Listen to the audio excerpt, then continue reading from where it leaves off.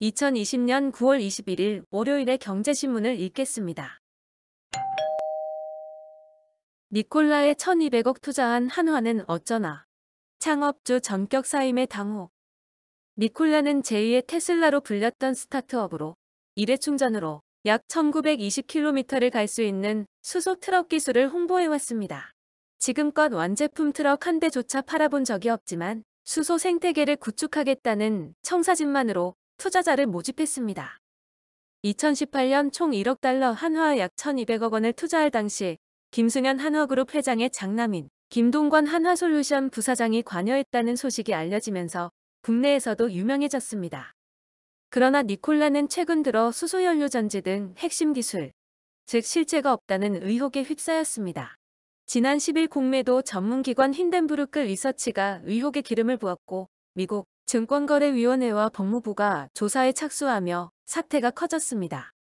밀턴 창업자 겸 최고 경영자는 의혹을 정면 돌파하는 대신 이사회 의장직과 이사회직에서 물러나기로 해 투자자들의 실망을 키웠습니다. 상황이 이렇자 니콜라의 지분 6.13%를 보유하고 있는 한화그룹도 흔들리고 있습니다. 한화그룹의 주가는 그간 니콜라 호재가 있을 때마다 상승세를 보인 것처럼 논란이 일제함께 떨어졌습니다. 소송 리스크 털자 몸값 쑥. 두산인프라 입찰연기. 두산인프라코어 매각을 위한 예비 입찰이 일주일 연기됐습니다.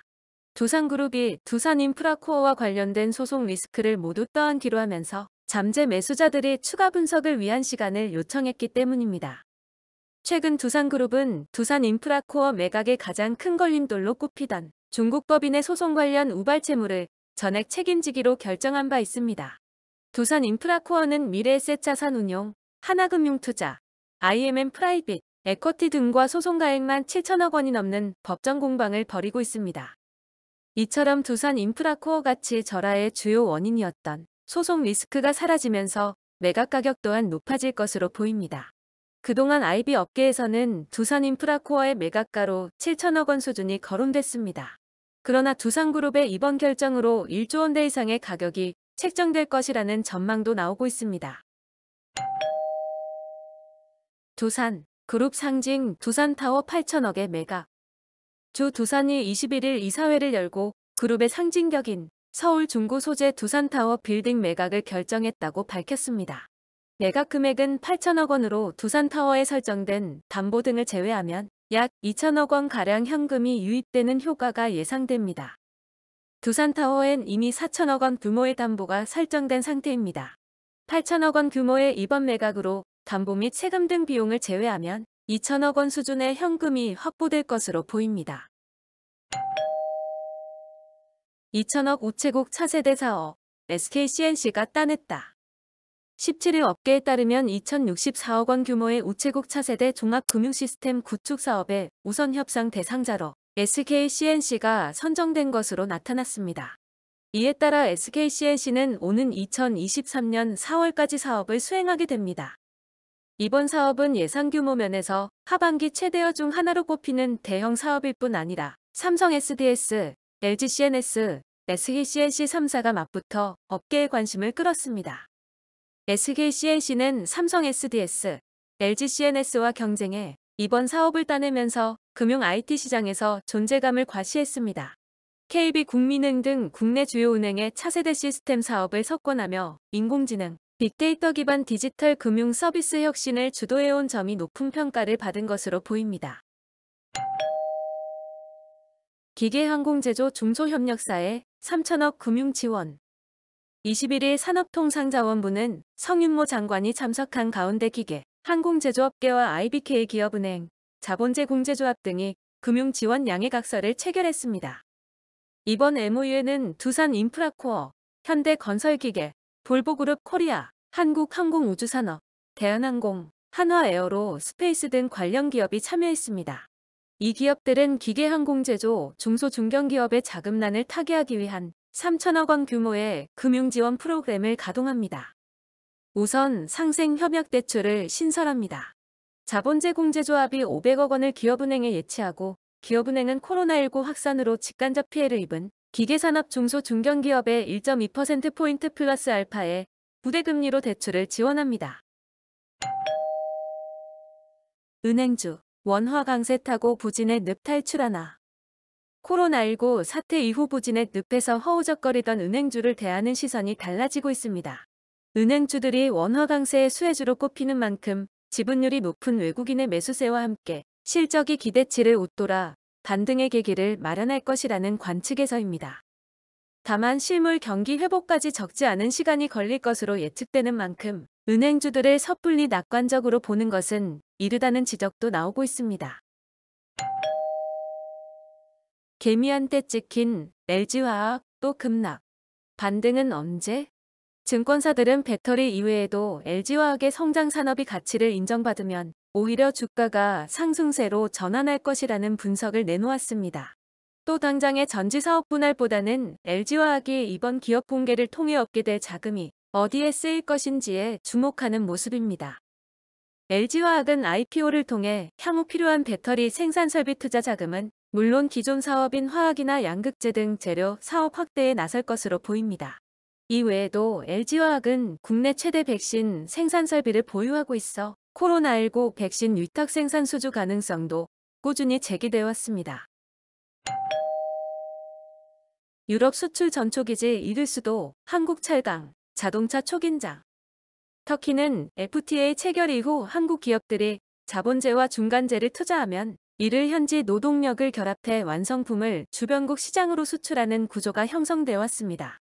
실제 포스코는 지난 2009년, 현대차는 2012년 각각 자동차용 강판 생산을 위해 터키 현지 설비를 증설한 바 있으며 이후에도 국내 완성차 및 부품업계는 생산법인 설립을 위한 터키 투자를 꾸준히 이어왔습니다. 그러나 터키가 무역 적자 심화를 이유로 한국과의 상호 호의적인 무역 관계 틀을 흔들고 나아가 양국 간 FTA 파기까지 실제 이어진다면 한국으로서는 전초기지 하나를 잃는 셈이어서 국내 업계는 촉각을 곤두세우고 있습니다. 1+1 증정상품 비닐 재포장 금지. 내년 1월 시행. 내년부터는 낱개로 판매되는 제품 3개 이하를 비닐로 다시 포장해 판매하는 것이 금지됩니다. 다만 재포장하지 않고 낱개로 판매하거나 띠지 또는 고리 등으로 묶는 경우, 종이 상자 등으로 포장하는 경우는 적용되지 않습니다. 그러나 애초 모든 포장 재질을 금지하려던 기준안은 합성 수지 필름 등 비닐류만 제한하는 것으로 축소됐습니다. 정부와 기업이 타협했다는 평가 속에 소비자들이 구체적인 변화를 요구해야 한다는 지적도 있습니다. 갈 곳 없는 삼표, 서울 레미콘 공장, 버티나? 폐쇄하나? 삼표 산업은 서울시와 삼표 성수동 레미콘 공장을 이전 철거하는 협약식 이후 3년의 시간이 지났지만 환경 문제를 우려하는 지자체들의 반대에 부딪혀 이사 준비조차 하지 못한 실정입니다. 레미콘 업계의 상반기 실적은 내림세를 보였습니다. 유진기업의 상반기 레미콘 사업 매출은 2,380억 원으로 전년 동기 대비 12.3% 줄었습니다. 아주산업의 상반기 매출은 1,980억 원으로 5.6% 감소세를 보였습니다. 시장영양회와 한일시멘트의 레미콘 사업도 각각 5.6%, 4.1% 매출이 하락했습니다. 삼표 산업은 비상장사로 매출에 공시 의무가 없지만 업계가 부진한 만큼 고전했을 것이라는 전망이 나오고 있습니다. 삼표그룹의 주력 계열사인 삼표시멘트는 올해 상반기 연결 기준 매출 2,693억 7,497만 원, 영업이익 208억 5,037만 원을 기록했습니다. 매출은 전년 동기 대비 6.7% 감소했지만 영업이익은 46.3% 증가했습니다. LG전자 탈모 치료기 올해 출시 시험 결과 모발 밀도 증가. LG전자가 탈모 치료용 의료기기 LG 트라이얼 메디헤어 출시를 앞두고 효능을 입증하는 임상시험 결과를 공개했습니다. 성인 남녀 46명을 대상으로 진행된 임상시험 결과에 따르면 LG 트라이얼 메디헤어를 사용한 참가자들의 모발은 사용 전과 비교해 1제곱센티미터당 밀도는 21.64% 증가했으며 모발 굵기도 19.46% 두꺼워진 것으로 나타났습니다. 임상시험에 참가한 제품 사용자들은 LG 트라이얼 메디헤어를 27분 모드로 주 3회씩 총 16주간 사용했습니다. K배터리 승승장구. 국내 배터리 3사, 3분기 성장 가속화. LG화학, 삼성 SDI, SK이노베이션 등 국내 배터리 3사가 올해 3, 4분기에도 실적 기대감이 높아지고 있습니다. 이 4분기에 흑자 기조로 돌아선 LG화학이 3, 4분기에도 안정적인 이익 성장이 예상되는 가운데 삼성 SDI도 중대형 전지 부문에서 실적 개선에 따른 흑자 전환 가능성이 점쳐지고 있습니다. SK이노베이션은 공격적인 증설을 통해 수익 실현을 위한 기반 구축에 나서면서 향후 성장성이 기대됩니다. 현대차그룹 수소 전기차 엑셀 28개월 만에 시총 100조. 현대차그룹이 28개월 만에 상장사 기준으로 시가총액이 100조 원을 회복했습니다. 현대차그룹 시총이 100조를 회복한 것은 2018년 5월 14일 이후 2년 4개월 만입니다. 2011년 말 시총이 130조 원에 육박한 현대차그룹은 이후 현대차와 현대모비스, 기아차의 실적이 시장의 기대에 부응하지 못하면서 그룹 전체 몸집도 점차 줄어들었습니다. 올해 연중 저점 3월 19일에는 45조 2,621억 원으로까지 쪼그라들었습니다. 현대기아차는 최근 내연기관차 이미지를 탈피하고 수소, 전기차 업체로 탈바꿈하면서 성장성으로 크게 주목받고 있습니다. 현대차의 경우 증권사들이 잇따라 목표 주가를 20만 원 이상으로 높이고 있습니다. 니콜라 사태로 기술주 신뢰 타격. 한국 BBIG 단기 조정 불가피. 최근 들어 이 같은 성장성에만 의존한 기술주에 대한 의구심이 커지면서 미국을 시작으로 기술주 조정이 가시화하고 있습니다. 사기 의혹을 받은 니콜라는 창업자인 트레버 밀턴이 이사회 의장 자리에서 물러나면서 투자자들의 불안 심리를 부추겼습니다. 가뜩이나 9월 들어 지난 18일까지 나스닥이 9.6% 하락한 상황에서 니콜라 사태가 기름을 부었다는 평가가 나오고 있습니다.